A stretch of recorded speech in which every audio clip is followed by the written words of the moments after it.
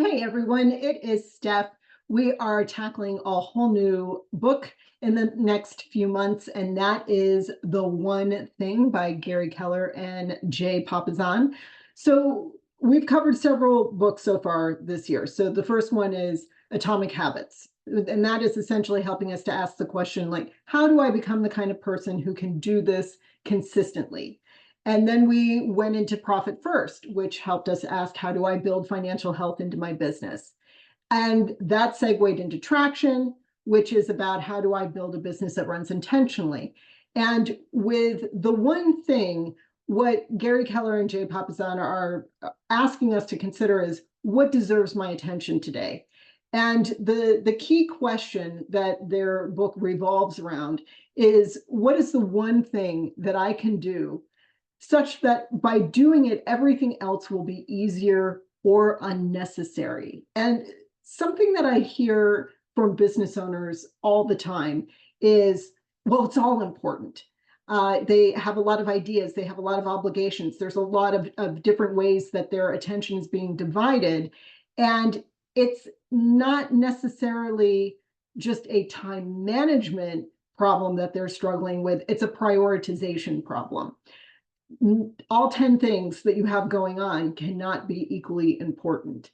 They may be all important. Some of them may be more urgent than others, but there's usually one thing where if you just gave it a little room, a little space for consideration, it will emerge as the priority. And perhaps by taking care of that, other things either become less necessary, less urgent, or they fall away altogether, because the significance and the intention behind this has a very positive ripple effect on all of the other things that you're trying to accomplish.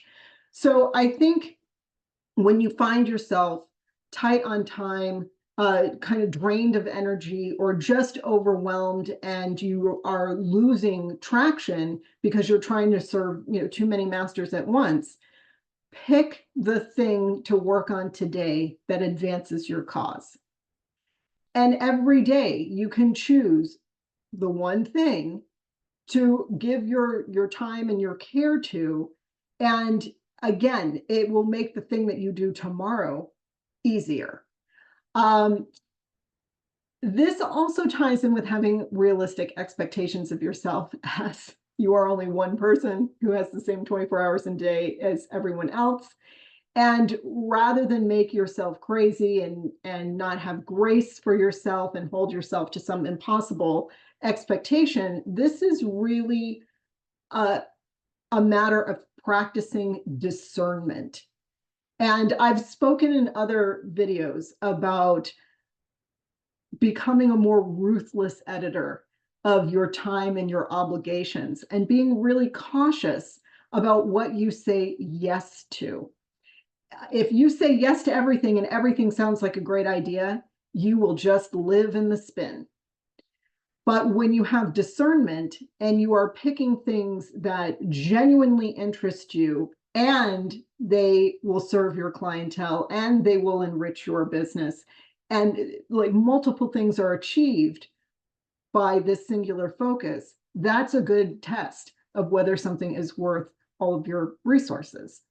So I hope that that's helpful. We're definitely going to dive into the principles in this book much more deeply in the coming weeks, but I just wanted to start you off with those thoughts about what we've been building toward all year, and sort of these provocative questions around how you are approaching your habits, your money, your intentions around scaling your business. And now, in order to make those things possible, how will you practice the best possible discernment? So I will have more for you in a couple of weeks. This is just to wet your beak and get you started. And as always, if you have any reflections of your own or experiences of your own, please feel free to share that in the chat. And I look forward to presenting you with more information in a couple of weeks. Take care, everybody.